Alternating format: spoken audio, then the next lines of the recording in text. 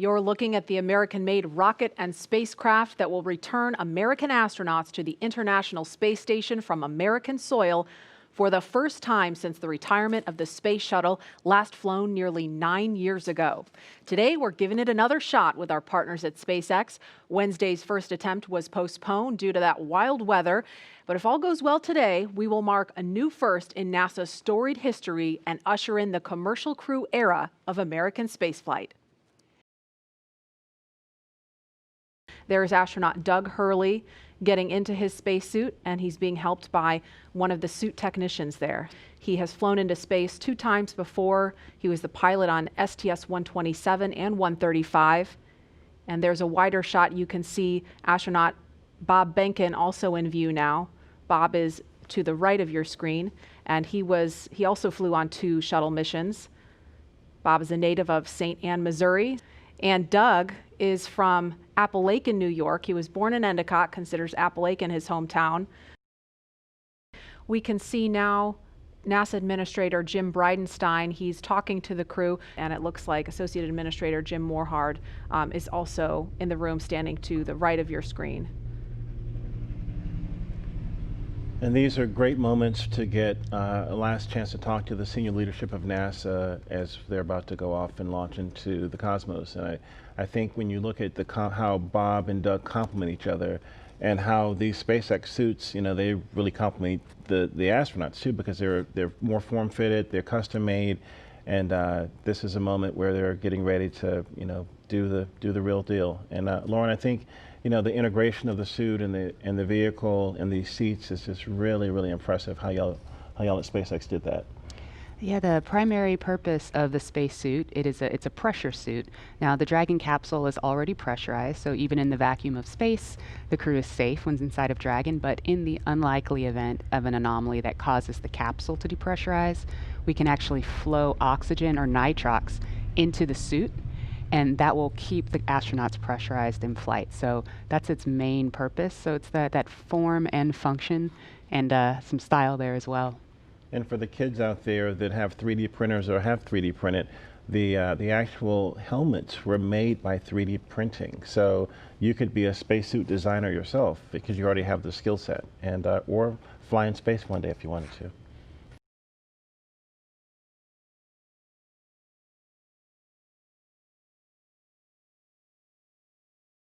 And we are looking at a live picture now of Bob Behnken and Doug Hurley walking down that hallway in the astronaut crew quarters. We just saw Doug wave at the screen, and they're just turning the corner, getting inside that elevator.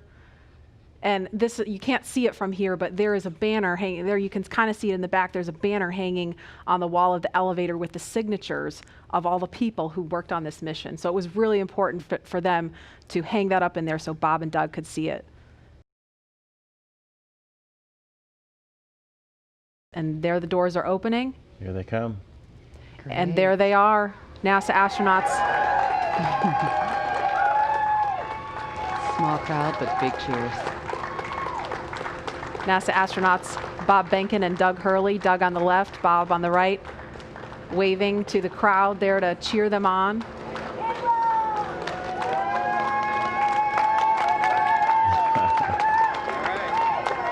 And there are their families right in front of them. The virtual hugs, a very special moment.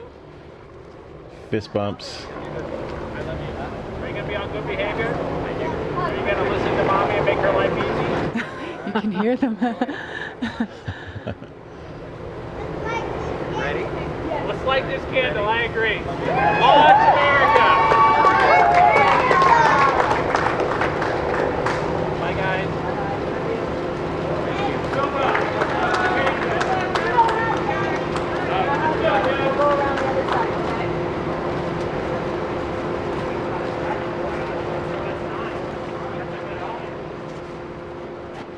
Now they are getting into the Tesla Model X that's going to take them to the launch pad, being strapped into their seats. Their suit techs are attaching their umbilicals, so integrated into the Teslas. These are not just the new Tesla you can just buy off the web or in a Tesla dealership. They've been outfitted with cooling units, and that white umbilical, similar to what you saw in the suit room, That umbilical is being connected to the suit to provide cooling air to the astronauts while they're on the way to the pad. And those Falcon wing doors are closing. Super sleek. A rapid departure from the Astro van. Yes, I would say so. And their flight surgeon is in the front seat in the passenger side, taking the journey along with them. As I mentioned last time, we always think about the technology and the rockets, but this is what it's all about, the families coming together, supporting the families, us working together as a team to ensure they get up there safely and back home safely for their families.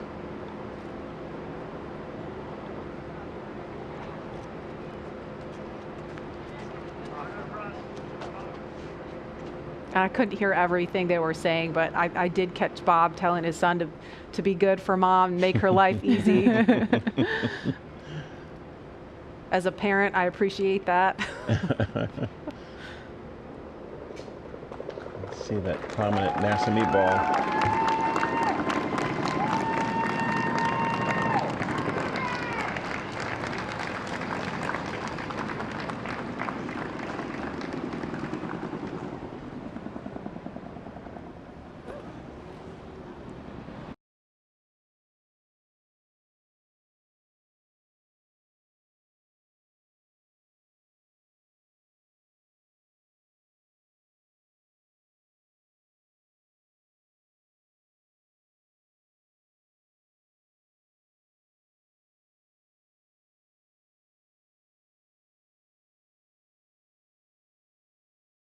There's our hangar. We process Falcon Heavy in there. There are other boosters in that hangar as well. And the rocket and Dragon that is on the pad right now was put together, or rather finally integrated inside of that hangar and then rolled out to that pad to go up vertical. And there it is. That shot really gives you a sense of the scale of the Falcon 9 rocket. Those Teslas look teeny, teeny, tiny, making their way up there. Yeah, really cool watching the Teslas pull up, driving on the launch pad just a few feet away from the vehicle. This is awesome and getting really excited over here.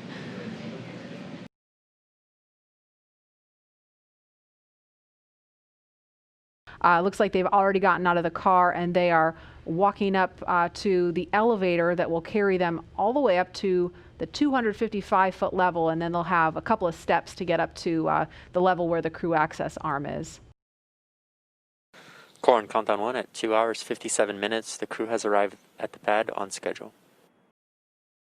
There they are, taken in the sight, craning to see the top of the Falcon 9 rocket. It's 230 feet tall if you round up, and then Crew Dragon is another 27 feet from the bottom of the trunk to the top of the nose cone. So when you're out there in person, it's really hard to describe just how large it is. Look at them getting excited. They're ready to get in the vehicle, get in the elevator, and make it to the top.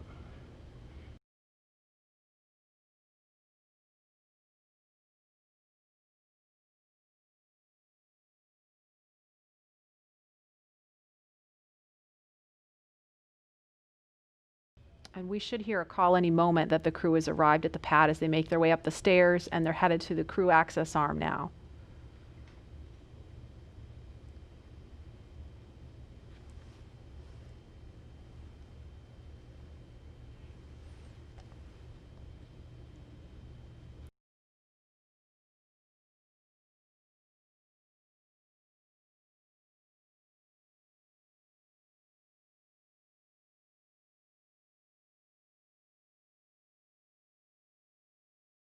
So as you can see, they have already arrived at pad 39A, where Falcon 9 will lift off from at 3:22 p.m. Eastern time today. They have ascended the tall structure already, which is next to the rocket, and it's called the fixed service structure, and also have already walked down the corridor, which is known as the crew arm, which is what they're standing in right now. That's right. And as they prepare to board Dragon, they have this one final stop that they're standing in right now, and that's the White Room. The White Room is literally just the room at the end of the crew arm that has an opening into Dragon. It is the last place on planet Earth Bob and Doug are going to be standing before they step into Dragon for their ride to the International Space Station.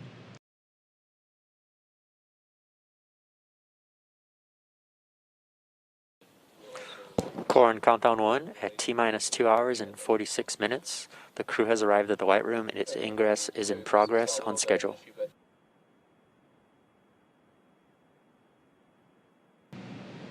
And as they climb into Dragon, they will buckle themselves in and attach their umbilicals to their suits. And as you can see, the suit techs are there to help them get buckled and settled into those seats. And we can see the seats slowly start to rotate. Again, they're in this down position just to make it easier to climb in and out of Dragon. They'll rotate to this launch position to put their backs a little bit more parallel to the ground. It makes taking the G-force a little bit easier for the crew on the way uphill, but most importantly, positions those touchscreens directly in front of them, which is just their gateway into Dragon. Dragon, SpaceX, seats are in the launch position. We copy. And launch control clear to retract the access arm on time. SpaceX Dragon displays are configured for launch. Copy. Bob, Doug, on behalf of the entire SpaceX team, it's been a huge honor to help you get ready for today's historic mission. Know that we're with you, have an amazing flight, and enjoy those views of our beautiful planet. Thanks, Jay. It is absolutely our honor to be part of this huge effort to get the United States back in the launch business. We'll talk to you from orbit. Thank you. Copy all. Thanks for those words. Falcon 9 is in startup. Dragon is in countdown. FTS is armed for launch. Under a minute now, the FTS, the flight termination system, has been armed. Dragon, SpaceX, go for launch. SpaceX Dragon, we're go for launch. Let's light this candle.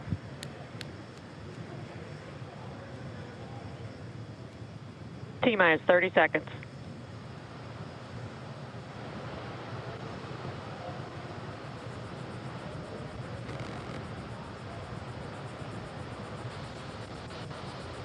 Stage 1 tanks pressing for flight.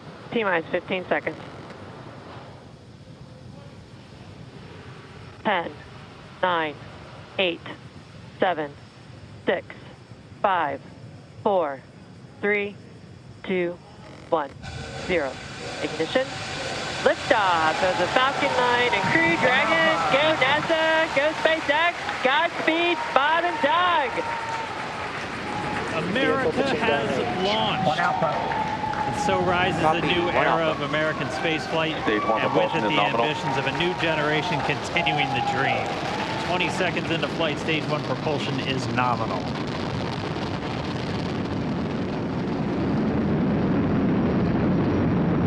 T plus 30 seconds into this historic mission. Flying crew on board Dragon and Falcon 9, and look at them go. Falcon power telemetry nominal. M1D throttle down. We're throttling down to get ready for the period of maximum dynamic pressure. We're in the throttle bucket. Reports say all systems are go. Vehicle is supersonic. We've exceeded Mach 1 on the Falcon 9. M1D throttle up. We're throttling Max Q. back up to full power as we're through Bravo. max Q. Copy, 1 Bravo. And we heard that 1 Bravo call out. That's just the second abort zone that they're in. They'll continue to be on this until the first stage has done its job and they switch over to the second. At this point, Bob and Doug pulling about 2.3 Gs, 2.3 times the Earth's gravity, already moving at over 1,500 miles per hour. We've heard the call out for MVAC engine chill. That's getting the MVAC engine ready to light. That'll come at about 2:44 into flight. Right now, everything continuing to look good. Next major event coming up is going to be the triple We'll have main engine cutoff of the 9 first stage engines, stage separation, and then ignition of the second stage engine to continue to carry astronauts into orbit. Coming up in about 20 seconds. M1D throttle down.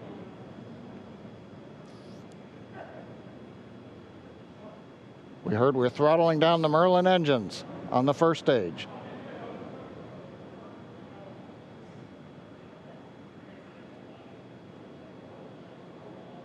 And we have MECO. MECO. 2 Alpha.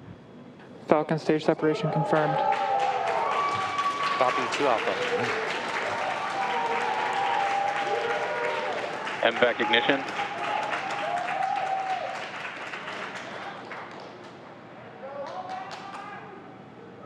All right, we have stage separation confirmed. The first stage beginning its flight back. The second stage being powered by that single Merlin 1D vacuum engine has ignited and is now carrying Bob and Doug into orbit. So they're going to continue under the power of this second stage. Stage 2 propulsion is nominal. Which will cut off at SECO, or second engine cut off at about 8 minutes and 44 seconds into today's flight. So a little over 5 minutes to go still on this second stage. You heard the call out 2 Alpha, so they're now in the longest abort zone that carries them all the way from about North Carolina up the eastern seaboard, almost to Canada. Things looking good though, getting good call outs, nominal propulsion on that second stage. Bob and Doug continuing to make their way into orbit.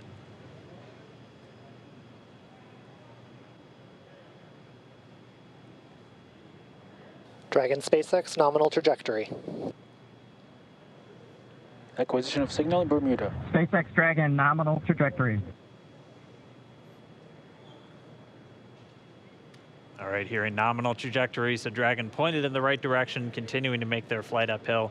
Heard acquisition of signal Bermuda. That's one of the other ground stations that they're using to get telemetry and data back from this spacecraft. Stage 2 propulsion is still nominal.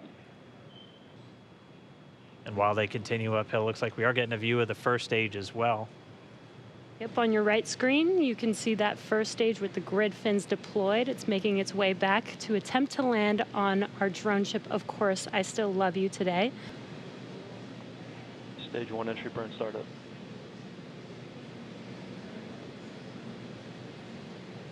And there is that entry burn beginning. This burn lasts about 36 seconds long. Stage 2 FTS is saved.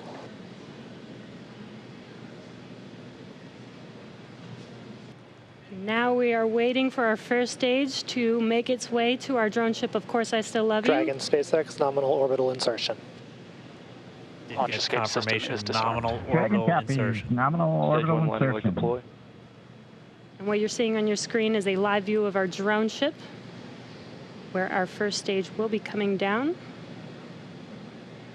Looks like we lost that live view, but we'll wait for confirmation of that landing shortly here.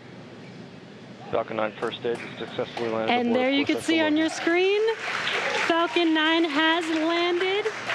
This is the first Falcon 9 to carry humans to orbit, so very exciting for us. And as you can see on your right screen, Bob and Doug are still making their way to their targeted orbit. M1D to recovery 1. So exciting today. M1D. It doesn't stop. It does not stop. All right, we did hear again that call out, good orbital insertion, so that means Falcon 9 and Dragon right now exactly where they're supposed to be. M1D to FRC on recovery 1. And it's right at about 12 minutes when Dragon will separate. Looks like we saw a 0G indicator floating around there. I know Bob and Doug owe us a little bit about what exactly that is that they brought up with them.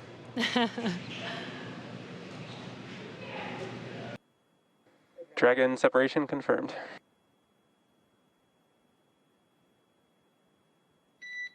Countdown 1 is unmerged. Separation confirmed. And there's that call out. Dragon is now officially making its way to the International Space Station today. Dragon SpaceX with that separation call. We have a few words for you from our Falcon 9 team.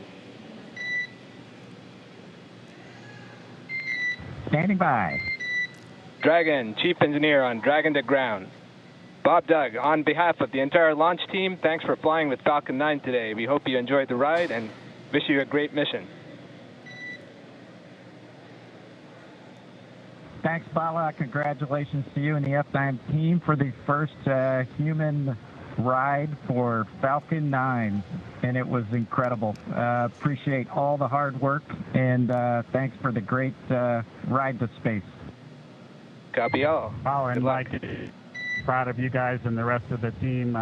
Thank you so much for what you've done for us today, putting America back into low Earth orbit from the Florida coast. Copy all. Good luck. Godspeed.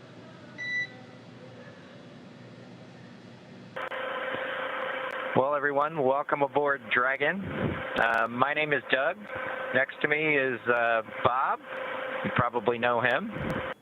We're so glad to be with you this evening and welcome you on board Dragon. Got a couple things we want to talk about first before we kind of show you around. The first is kind of a tradition we've had over the years with spacecraft going way back to the Mercury era. And then a tradition that's been carried on ever since with all our space vehicles, including the Soyuz. We're given the honor to name this capsule. I know most of you at SpaceX especially know it as Capsule 206, but I think all of us thought that we could maybe do a little bit better than that. So without further ado, we would like to welcome you aboard Capsule Endeavour. We chose Endeavour for a few reasons. One, because of this incredible endeavor NASA, SpaceX, and the United States has been on since the end of the shuttle program back in 2011. The other reason we named it Endeavour is a little more personal to Bob and I. We both had our first flights on Shuttle Endeavour, and it just meant so much to us to carry on that name. That's what we decided to go with. So we hope you enjoy that name, and once again, welcome on board. Well, good evening, everybody, and welcome aboard Endeavour, the SpaceX vehicle headed to the International Space Station. Today, we accomplished the first flight off the Florida coast in quite some time, and Doug and I were really proud to have an opportunity to be a part of that. We're doing it in a brand new spaceship, a spaceship that's a lot different than its namesake Endeavour, the space shuttle, in that it has touch display screens that allow us to accomplish most of the interfacing requirements that we have. We'll have Doug pans over and points at the display in front of me. You can see the forward view that we had during the maneuvers that we most recently did. You can look out the window. It looks like the centerline camera doesn't have a lot of content on it now. We're kind of pointed into space so that the windows can see the Earth below us. But we've got the capability to interface with the vehicle, and it's kind of interesting. There's a command. This little button over here is actually what the commands are for our displays. One thing that does get lost is there is a extensive button panel down below as well. So over on this side, we can turn the displays on and off, as well as send some commands for some contingency situations. On the other side, we have the ability to deploy chutes and things like that on entry. So we do have some buttons, but the primary interface is these displays. So nice, new, modern cockpit that we've got for our compared to our namesake, the Space Shuttle Endeavour. I'm going to migrate a little bit away from our seats here, and Doug from his seat is going to continue to try to follow me so you can tell what can be seen from the seat that he sits in. So from his seat, when he is inside in the vehicle, strapped in, this is what his view actually looks like. You can see a window off to the one side. We each have a window that we can view out and see what's going on outside. That was exciting on ascent for us to be able to see the arm rotate away from the pad, and that's when we both, I think, knew that we were going to launch today. So that was super cool. I've got one on my side as well. The hatch that we came in is the hatch that's right behind me. It is a little bit of a tight quarters, but I'm going to try to demonstrate some of the capability that we have now that we're in zero gravity. So I think I was requested to do a backflip. I'm going to kind of do a side spin, which is a little bit of a permutation on that request. So hopefully you can see what it's like to actually float in zero gravity. And Doug and I are super excited that we got the opportunity to do this again today, even before the end of May. So that was super cool. We did, it turns out, end up with one stowaway on board our vehicle when we launched today.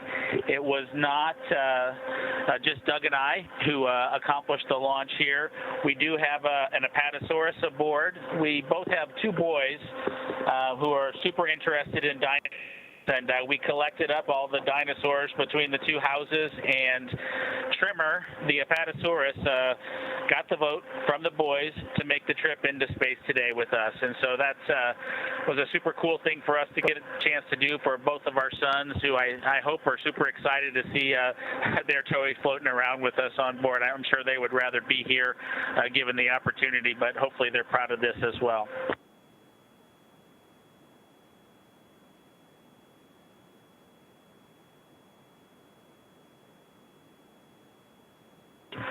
Okay, as we work our way towards one of the windows, unfortunately it's getting a little bit dark, but I don't know if Bob can pan over here. We just passed off of the coast of Newfoundland, and we're headed over to over the Atlantic right now.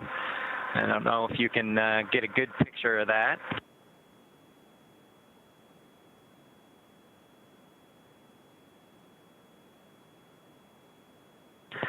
Anyway, hopefully you enjoy that view as we pass over the Atlantic. And I think with that, we will work ourselves back into the seats and wrap things up for this evening.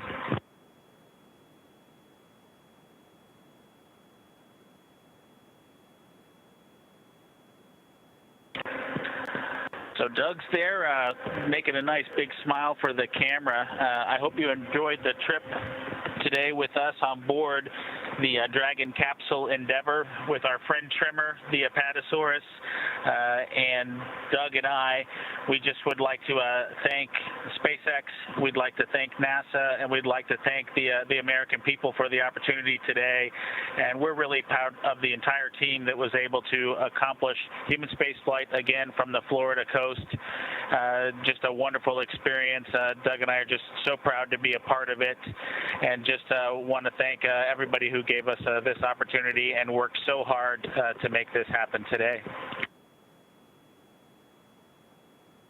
So with that, I think it'll be good night from Capsule Endeavour. Good night to everyone at NASA, at SpaceX, and the United States, and congratulations to the teams that got us into orbit. And we're looking forward to seeing Chris Cassidy and his Russian colleagues on board the International Space Station tomorrow morning. Good night, Megan and Theo. And Karen and Jack.